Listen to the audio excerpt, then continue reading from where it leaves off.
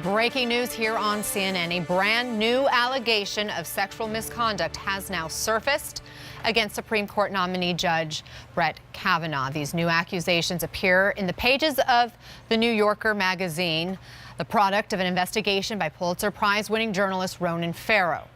Our CNN senior media correspondent Brian Stelter is here with me alongside David Gergen, CNN senior political analyst. And gentlemen, we want to be very careful as how we approach this because we at CNN have not been able to confirm any of the reporting here. But this is significant going into a week in which we are now expecting the testimony of Judge Kavanaugh and another woman, Christine Blasey Ford, to air other accusations. Brian, what do we know? What is your assessment? The headline here is that there is a second woman who is speaking publicly with accusations against Kavanaugh. The subheadline, very important here, is that it has not been corroborated to any great degree.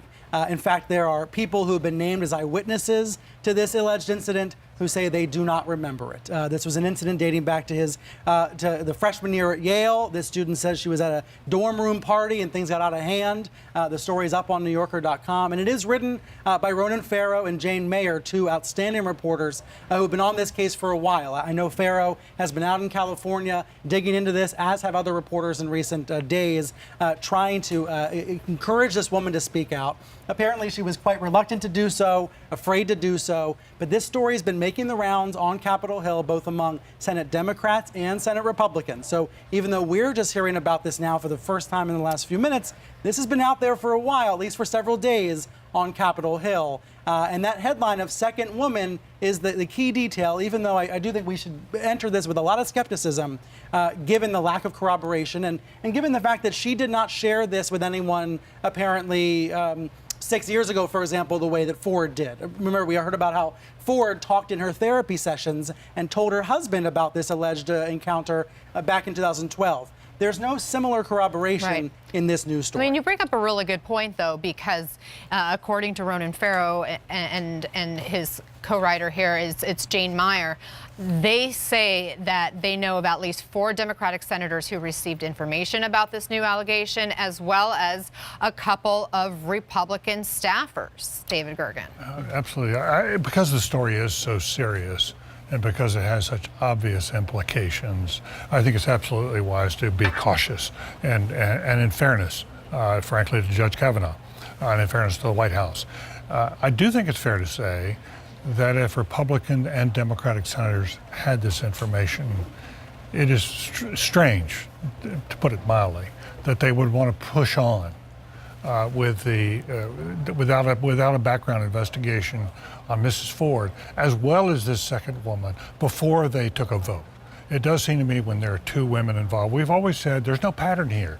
We have this singular incident of Mrs. Ford. There's been no allegation about anybody else. Now there's an allegation. We don't know whether it's true or not. We have to be skeptical until we find out. But in the meantime, it does seem to me, wouldn't a normal group of people say, hold on, guys, with this new development, we need to step back here and be really careful ourselves before we're accused of rushing through with a candidate, in fairness to the country, in fairness to the candidate. And of course, nothing happens in a vacuum either. In fact, I mean, Ronan Farrow did the due diligence. He took these allegations in his reporting to the White House, to Kavanaugh, and they have statements denying effectively. Yes, and Kavanaugh is saying this is a smear. We can put on screen Kavanaugh's statement. He says this alleged event from 35 years ago, again, freshman year at Yale, did not happen. The people who knew me then know that this did not happen and have said so. This is a smear, plain and simple.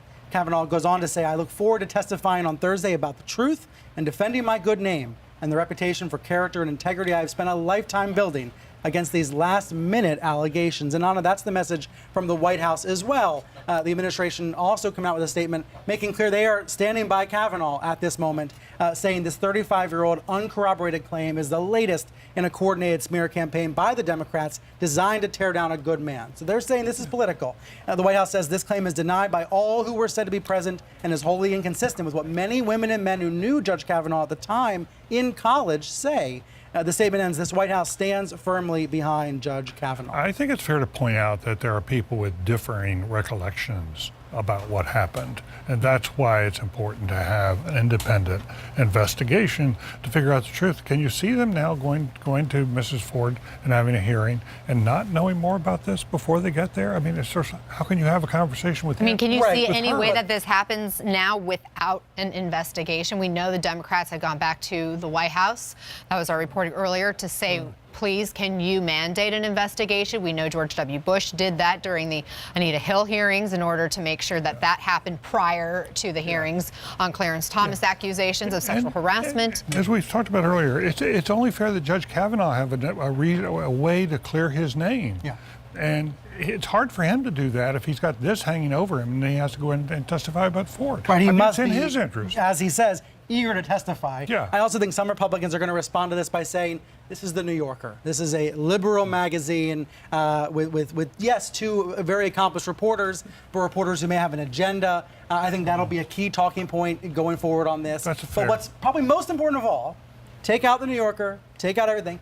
This woman is speaking on the record. She has stated an allegation, a serious allegation that involves a man exposing himself to her. And whatever other political noise there is, that's on the record now from her. Does this change the game, so to speak, David? It has the possibility, very definitely, of changing the game, and that's why we have to be so careful and not prejudge it. We need more facts and more effort.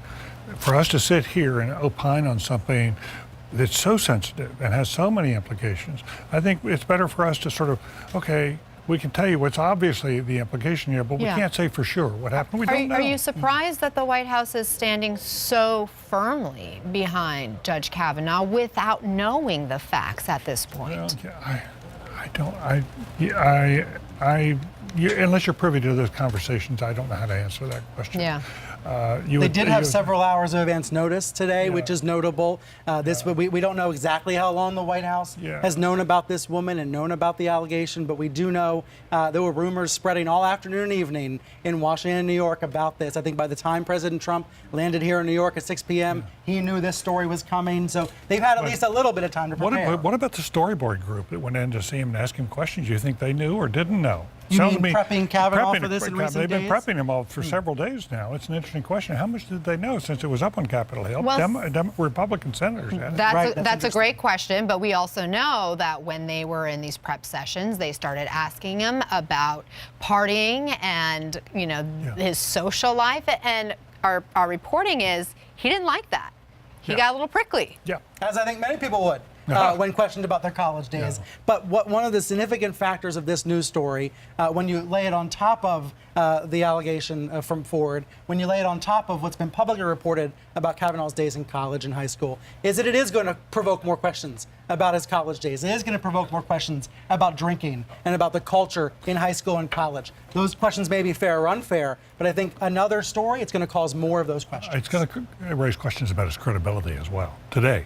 I mean, what he said and the various under oath, he made various statements that are at variance from what this story says. But it comes back, it's one of these things that the country deserves to go through this carefully and slowly even in order to get it right. Because it's not just the two people involved in their reputations. This is a momentous decision for the Supreme Court, and what happens in it's a lifetime appointment. Yeah, a lifetime appointment. Next 30 years, this is resting heavily. But of course, he is allowed to have been a frat boy. I'm sure other judges have been frat boys. I'm sure other judges, have had similar experiences at college. If you even believe this story. However, this woman says it was a disturbing experience. She says she would like the FBI to investigate. So that is significant that you now have a second woman saying she wants to see an investigation. And to your point about the rush, I was reading stories about 1991 today, about Anita Hill, about the reaction on Capitol Hill 27 years ago. Right. The exact same conversation was happening. Why the rush? We're right back where we were before. I mean, is it fair to have any timeline at this point, David Gergen? Fair to have what kind of timeline? A timeline for getting through the testimony, through a potential investigation, to eventually put Kavanaugh up for a vote. It does seem to me that even as we prepare for Thursday testimony, there has to be a couple of days why not only the senators and the White House, but the public can absorb this and begin to make judgments. I think we need to be a little patient with this process playing out, so that, again, I can't tell you how important I think it is to the future of the press in this country, that if he is going to be brought down, and we don't know that yet, but if he's to be brought down, that the press is not seen as a complicit in that effort.